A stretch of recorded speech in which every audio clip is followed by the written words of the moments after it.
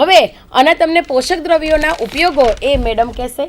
ખાસ કરીને મેં વાત કરી કે બંધારણીય ઘટકના ઇંચ સ્વરૂપે હોય છે. કાર્બન, હાઇડ્રોજન, ઓક્સિજન અને નાઇટ્રોજન અને સલ્ફર જે મુખ્યત્વે પ્રોટીનના બંધારણ તરીકે, DNA, RNA ઘટકના બંધારણ તરીકે, કોષોના માળખા તરીકે તેનું કરવામાં આવે છે.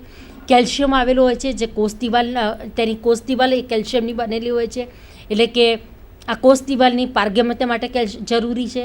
શરીરમાં કે જે કે વનસ્પતિના શરીરમાં જે કે ઝેરી તત્વો ઉત્પન્ન થાય છે એના આ ઝેરી તત્વો એ આવા પોષક તત્વો સાથે જોડાઈ અને તેનું તટસ્થીકરણ કરી અને વનસ્પતિમાંથી ઝેરી અસર એ નાબૂદ કરે છે. વનસ્પતિમાંથી જ્યારે આવા તત્વો એટલે કે આવા સંયોજનો દાખલ થાય છે ત્યારે તેના pH ઉપર અસર કરે છે, H+ આયન સાથે અસર કરે છે અને H+ આયન સાથે જોડાઈ અને તેની pHને ઓછી કરે છે.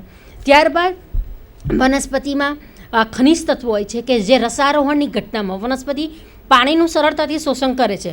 ખનિજ તત્વોનું શોષણ કરવા માટે એમને એક્ટિવ એટલે કે સક્રિય શોષણ, પેસિવ એટલે કે નિષ્ક્રિય શોષણની જરૂર પડે છે.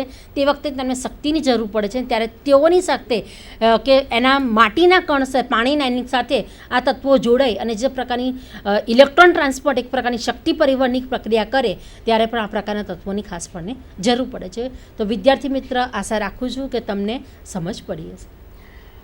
વિદ્યાર્થી મિત્રો, આભાર. તે ઉપરાંત એક અગત્યનું તમને કાર્ય કહું કે વનસ્પતિમાં હાઇડ્રોજન, ઓક્સિજન અને કાર્બન જેવા દ્રવ્યો આવેલા છે જે વનસ્પતિના નિર્માણમાં અગત્યનો ભાગ ભજવે છે અને કાર્બોહાઈડ્રેટના નિર્માણમાં પણ અગત્યનો ભાગ ભજવે છે. આવા જે કાર્બનિક પદાર્થો છે જે કાર્બોહાઈડ્રેટના નિર્માણમાં ભાગ ભજવે છે, એટલા માટે આવા જે દ્રવ્યો છે એને કી દ્રવ્યો કહેવામાં આવે છે અને એ વનસ્પતિનું ફ્રેમ બનાવે છે, એટલે ફ્રેમ દ્રવ્યો પણ કહેવામાં આવે છે. આ ઉપરાંત વનસ્પતિમાં સલ્ફર, ફોસ્ફરસ અને નાઇટ્રોજન જેવા દ્રવ્યો છે એ પ્રોટીનનું નિર્માણ કરે છે. આપણને ખબર જ છે વિદ્યાર્થી મિત્રો કે કાર્બોહાઈડ્રેટ અને પ્રોટીનની ખૂબ જ અગત્યતા છે વનસ્પતિમાં, એટલે આ દ્રવ્યો જો ના હોય તો કાર્બોહાઈડ્રેટ અને પ્રોટીન બની શકે નહીં. આભાર વિદ્યાર્થી મિત્રો, આપણને ખબર પડી હશે આજના લેક્ચરમાં. Thank you.